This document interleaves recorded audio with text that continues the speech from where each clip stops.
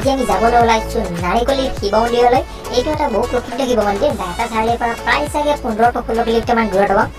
তো বাইকেৰে যাবলৈ সাজু হওক নাৰিকলী মন্দিৰলৈ। তো পিছৰ জিটত বহি মোক ধৰি লওক আৰু বলক আমি যাওঁ নাৰিকলীলৈ।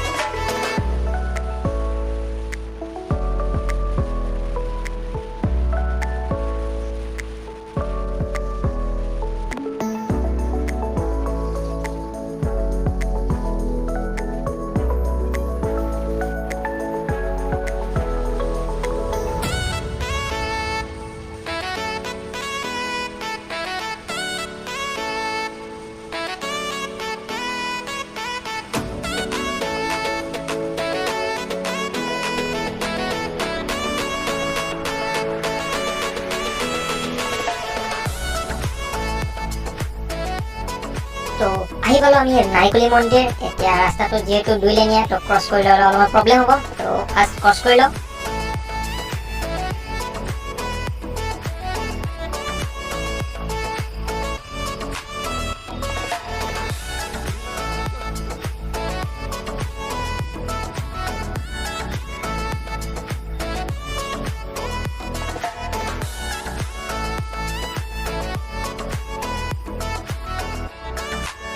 তো ইয়াতে পাৰ্ক কৰি দিয়া চতুৰ্দনখন।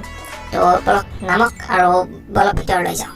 তো এইটো হৈছে নাৰিকলী মন্দিৰৰ মেইন গেট। তো বলক আহক এতিয়া আমি ভিতৰলৈ যাওঁ। লাহে লাহে আমি সোমাই যাওঁ। ইয়াত চেণ্ডেল আপুনি থ'ব পাৰে বা ভিতৰতো থোৱাৰ ব্যৱস্থা আছে। তো লাহে লাহে আমি আহক দেখা পাব কি আছে।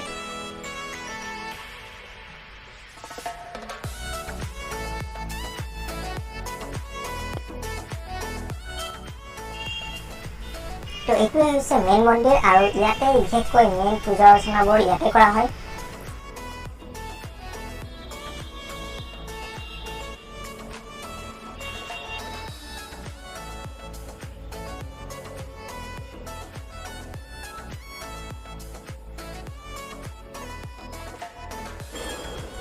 ইয়াত প্ৰসাদ বিতৰণ কৰা হয় আৰু দেখিছে আপোনালোকে ডাষ্টবিন মন্দিৰৰ ঠায়ে ঠায়ে এনেকুৱা ডাষ্টবিন বহুত পাব, কাৰণ মন্দিৰটো বহুত পৰিষ্কাৰ পৰিচ্ছন্ন কৰি ৰখা হয়। আৰু আপোনালোকে কেমেৰা দেখি চাগে উপলব্ধি কৰিছে, কিন্তু যেতিয়া নিজে ইয়ালৈ আহিব ন, তেতিয়া গম পাব যে কিমান পৰিষ্কাৰ পৰিচ্ছন্ন ইয়াৰ বাতাৱৰণ।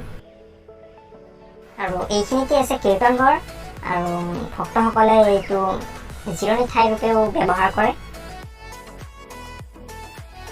আৰু এইটো হৈছে আন এটা মন্দিৰ, যিটো মেইন মন্দিৰৰ ৰাইট চাইডে আছে। কিন্তু দুৰ্ভাগ্যবশতঃ আমি মন্দিৰটোত সোমাব নোৱাৰিলোঁ, কাৰণ তেতিয়া কিবা পূজা চলি আছিল আৰু আমাক পুৰোহিতে ক'লে যে তাত কেমেৰা এলাউড নহয়, আৰু সেইকাৰণে আমি তাত সোমাব নোৱাৰিলোঁ।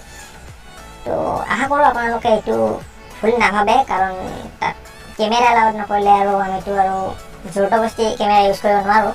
তো এইটোৱেই আছিল মোৰ নাৰিকলী মন্দিৰৰ ওপৰত ভিডিঅ'। আপোনালোকে কমেণ্ট বক্সত জনাব কেনে পালে ভিডিঅ'টো, আৰু নাৰিকলী মন্দিৰৰ ওচৰত কোন কোন আছে যিয়ে বৰ্তমান ভিডিঅ'টো চাই আছে, তেওঁলোকে নিশ্চয় যাতে কমেণ্ট কৰে। মোৰ ভাল লাগিব জানিব যে তেওঁলোকে ভিডিঅ'টো কেনে পালে, কাৰণ তেওঁলোক ইয়াৰ লোকেল লোক হয়। তো এইখিনি আছিল মোৰ ভিডিঅ'। আপোনালোকে আশা কৰোঁ ভাল পাব। ধন্যবাদ।